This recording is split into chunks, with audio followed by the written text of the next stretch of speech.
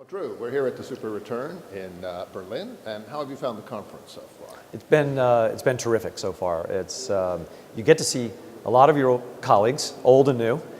Everybody is here, and we have a number of our own people who attend every year.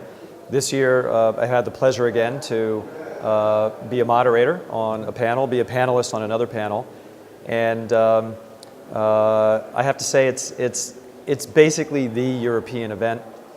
A relatively new sovereign wealth fund executive came up to me, and someone we know from the investing world, and it's the first time he came to the conference. Right. And said, "Is this the conference that everybody goes to every year?" And I said, "Yeah, this is basically this is pretty much it." And he said, "I can't believe we never came here before." Yeah, okay. So it sounds like SuperReturns has a returning customer next year. Yeah, well, that's good to hear. Of course, the weather has helped out a great deal with the buoyant mood in Europe. Tell me, have you encountered anything that surprised you? Has there been any messages or thoughts or ideas that you've come across that you weren't quite expecting here? Two things that struck me. One is there was a discussion on the emerging markets panel about FX and currency.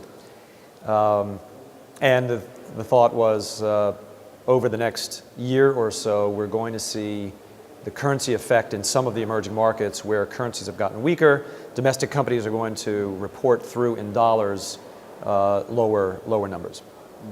And the discussion was about whether or not LPs will have the courage and the guts to look at the next 2 or 3 years as the optimal time to be putting money into the ground. Right. Right now, emerging markets is scaring people, and some of that has been started. That concern has really been a result of the Fed pulling back bond purchases. So the question is whether or not that flow-through effect to the emerging markets is going to scare investors away. And interestingly, some LPs said, no, we understand the currency effect, and we understand there are cycles in emerging markets, and we intend to take advantage of that to the extent we can, which I found surprising. That is, yeah. The other thing is some of the side panels. There were a lot of participants in one of the streams on Africa. And a very robust turnout for one of the streams on Russia. Wow, interesting. So I would say good to see that LPs aren't shrinking away from the category. David Rubenstein made the comment this morning that emerging markets would take up a larger percentage of the pie going forward. He did, yeah. That's counter to what the public market view is. But happy to see that in the private side, it's probably will augur better than worse. I would suspect that the interesting thing about Russia you mentioned, that must have been some positive bounce from the Olympics, which was such a success. And you've just come from there as well. I came from Sochi. I have to say the toilets did work. Everything was fine. The weather was spectacular. The arenas are spectacular. You see where Russia spent its money. Right. Because there was nothing in Sochi before then, and the stadiums are gorgeous.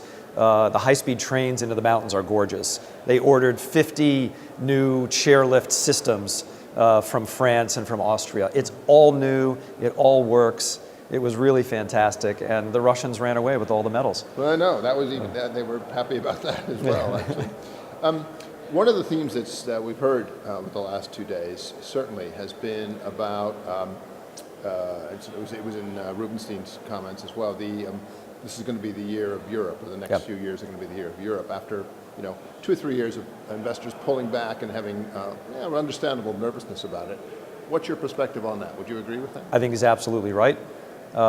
If you look, especially if you start now looking at where multiples are for big buyouts. Big buyouts in the U.S. have had a tremendous last 2 years. Yes. For two reasons. You've had the recovery in the stock market and exit multiples increasing, and you've had very favorable wins in the fixed income finance market, where companies could continue to borrow at very low cost and do dividend recaps and get money back to investors. That's a capital markets play. It's not necessarily company improvement. It's not necessarily general economic improvement, but part of it is. Europe is going to go through the same cycle, though, in the recovery of the equity markets.